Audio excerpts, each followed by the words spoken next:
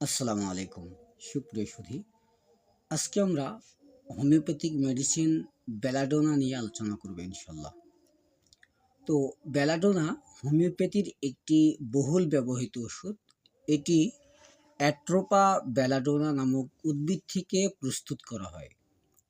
প্রকৃতিতে উদ্ভিদটি বিষাক্ত হলেও হোমিওপ্যাথির পদ্ধতিতে অতি ক্ষুদ্র শক্তি অর্থাৎ পোটেনজাইজেশন প্রয়োগের মাধ্যমে এটিকে নিরাপদ ও কার্যকর ঔষধে পরিণত করা হয়।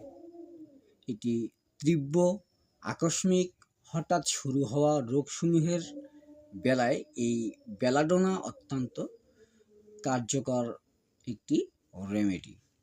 তো এর প্রধান যে বৈশিষ্ট্যগুলো সেগুলো হচ্ছে রোগ হঠাৎ করে তীব্র শুরু হয়, দ্রুত বাড়ে, এরপর উচ্চ জ্বর হয়, শরীর গরম থাকে, ঠিক আছে, খুব লালচে মুখ হয়ে যায়, তার চোখ উজ্জ্বল হয়ে যায় এবং তার চোখ মুখ চকচকে থাকে। এটি বেলাডোনার অত্যন্ত গুরুত্বপূর্ণ বৈশিষ্ট্য বা প্রধান লক্ষণ।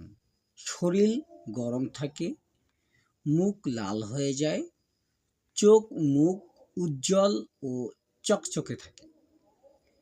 এরপর তার আক্রান্ত স্থানে বা মুখমণ্ডলে লাল ভাব ও প্রদাহ দেখা দেয়। যেখানে প্রদাহ হবে সেখানে লালচে রং হয়ে যায়, গরম ও ফোলা দেখা যায়। এরপর বেলাডোনার আরেকটি গুরুত্বপূর্ণ বা প্রধান বৈশিষ্ট্য বা লক্ষণ সেটা হচ্ছে তীব্র ব্যথা থাকে। ধক করা বা থরথর করে ব্যথা হয় এটা। বিশেষ করে এটার মাথায় তীব্র এবং থরথর ধরনের ব্যথা হয়ে থাকে। তাছাড়া এটি অধিক সংবেদনশীলতায় ব্যবহার করা হয়ে থাকে বা এটার অধিক বা অত্যন্ত সংবেদনশীলতা থাকে, যেমন আলো, শব্দ, ঝাঁকুনি বা স্পর্শে এটা বিরক্তি বা এটার রোগের আক্রমণ কিন্তু বেড়ে যায় বা রোগ লক্ষণ বৃদ্ধি পায় বেলাডোনার। তো এই বেলাডোনা সাধারণত কোন কোন ক্ষেত্রে ব্যবহার হয়ে থাকে?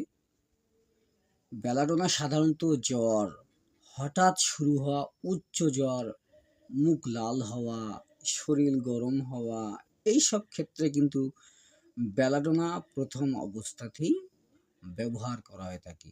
তাছাড়া মাথা ব্যথা, প্রচণ্ড ধকধক মাথা ব্যথা, আলো, শব্দ এগুলো সহ্য হয় না, এগুলোতে সমস্যা বাড়ে, সেই ক্ষেত্রে কিন্তু বেলাডোনা অত্যন্ত গুরুত্বপূর্ণ একটি রেমেডি হিসেবে কাজ করে। এরপর বেলাডোনা কিন্তু গলায় খুবই কার্যকর, বিশেষ করে টনসিল ফুলে লাল হয়ে যাওয়া, গিলতে কষ্ট হওয়া, ঢোক গিলতে কষ্ট হওয়া, গলায় ব্যথা অনুভব করা, এইসব রোগ যদি বা এইসব প্রবলেম যদি হঠাৎ করেই ক্রিয়েট হয়ে যায়, তো সেই ক্ষেত্রে কিন্তু বেলাডোনা অত্যন্ত গুরুত্বপূর্ণ রেমেডি। তাছাড়া এটি ত্বকের সমস্যা, হঠাৎ করে লালচে দানা বা প্রদাহ যদি ত্বকের মধ্যে দেখা দেয়, তাহলেও কিন্তু এই বেলাডোনা মেডিসিনটি অনেক বেশি গুরুত্বপূর্ণ। এছাড়াও বেলাডোনা রেমেডি স্নায়বিক যে সমস্যা আছে, যেমন খিঁচুনি, শিশুদের দাঁত ওঠার সময় জ্বর বা খিঁচুনি, এইসব প্রবলেমে কিন্তু বেলাডোনা অনেক বেশি গুরুত্বপূর্ণ একটি মেডিসিন।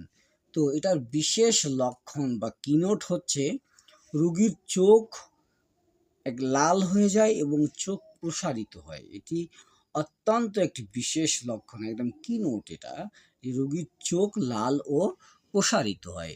রোগী উত্তপ্ত বিছানায় শুয়ে থাকতে পারে, শরীর গরম কিন্তু হাত পা ঠান্ডা হতে পারে, শরীর গরম কিন্তু হাত পা ঠান্ডা হতে পারে বেলাডোনা রোগীর।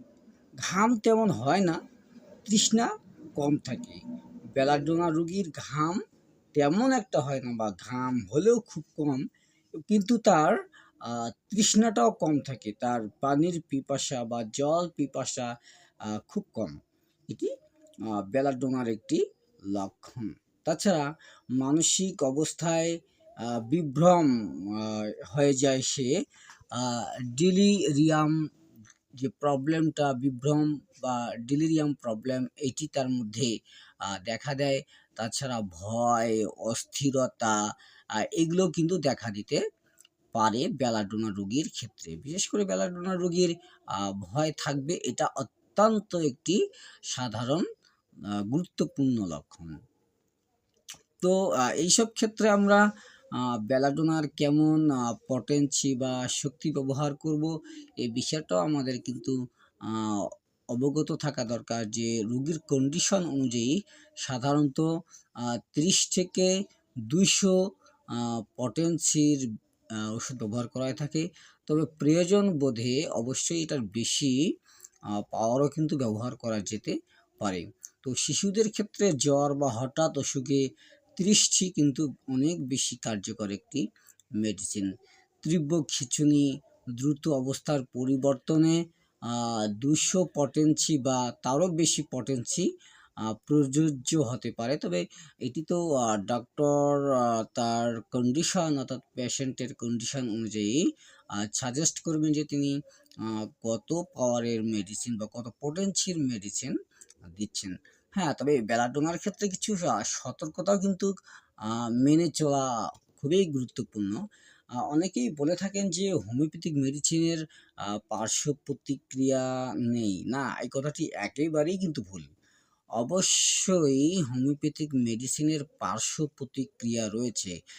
যেহেতু এটি হোমিওপ্যাথিক মেডিসিনটি হচ্ছে যেহেতু আ কৃত্রিমভাবে রোগ উৎপাদক বা কৃত্রিমভাবে রোগ উৎপাদন ক্ষমতা আ রয়েছে, কাজেই আ যদি আ সঠিকভাবে রেমেডি সিলেকশন না হয়, যদি সঠিকভাবে পটেন্সি আ একদম নির্ধারণ না হয়, তাহলে কিন্তু আ কিছু ক্ষতি হওয়ার বা পার্শ্ব প্রতিকারও কিন্তু সম্ভাবনা রয়েছে। তাছাড়া দীর্ঘমেয়াদী ক্রনিক রোগে বেলাডোনা সাধারণত কিন্তু উপযুক্ত নয়। যদি রোগটি দীর্ঘদিন যাবৎ হয়ে থাকে বা আ ইস চির মায়াজমান হয় বা ক্রনিক ডিজিজ হয়ে থাকে, আ যদি আ এটার তাৎক্ষণিকভাবে আ না হয়, দীর্ঘমেয়াদী অসুখ হয়, তাহলে কিন্তু বেলাটোনা কাজ খুব কম করবে, এটাই অত্যন্ত স্বাভাবিক। এই বিষয়টা অবশ্যই মাথায় রাখতে হবে। এটি মূলত তীব্র একুট রোগের বা একুট অবস্থার ক্ষেত্রে কিন্তু প্রয়োগ করা হয়ে থাকে। রোগীর সঠিক লক্ষণ নিয়ন্ত্রণ আ বিশ্লেষণ ছাড়াও ওষুধ প্রয়োগ করা উচিত নয় কিন্তু। রোগীর সঠিক লক্ষণ বিশ্লেষণ ছাড়া, অর্থাৎ কেস টেকিং এর পুরোপুরি ফর্মুলা মেইনটেন্যান্স না করে কিন্তু ওষুধ প্রয়োগ করা একেবারেই উচিত নয়। আমি সংক্ষেপে যদি বলি, সেটা হচ্ছে বেলাডোনা হঠাৎ শুরু হওয়া তীব্র রোগের জন্য একটি প্রধান হোমিওপ্যাথিক ওষুধ। জ্বর, মাথা ব্যথা, প্রদাহ ও খিঁচুনির মতো সমস্যা এটি দ্রুত কিন্তু কার্যকর হতে পারে। তাই একুট ডিজিজের ক্ষেত্রে আপনারা আ যদি বেলাডোনার লক্ষণের সঙ্গে পেশেন্টের রোগের লক্ষণগুলো মিলে যায়, তাহলে অবশ্যই আপনি তাকে বেলাডোনা সাজেস্ট করবেন এবং আপনি আ সফলতা পাবেন ইনশাআল্লাহ।